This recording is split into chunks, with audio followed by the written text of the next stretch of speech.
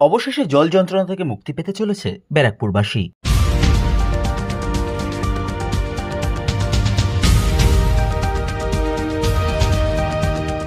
প্রতি বর্ষায় ব্যারাকপুর পৌরসভার বিভিন্ন ওয়ার্ড জলমগ্ন হয়ে পড়ে। জমা জলের সমস্যা থেকে ব্যারাকপুর পৌরসভাবাসীকে সুরাহা দিতে শুরু করা হলো ব্যারাকপুর পৌরসভার অন্তর্গত রুইয়া খাল সংস্কারের কাজ, যার ফলে ব্যারাকপুর পৌরসভার বেশ কয়েকটি ওয়ার্ডের জমা জল দ্রুত গতিতে বের হয়ে যাবে।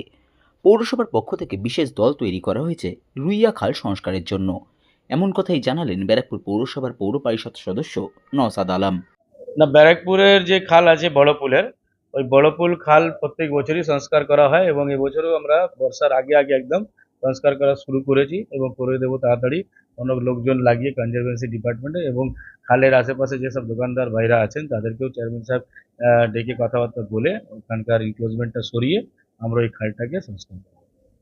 কোন কোন ওয়ার্ড?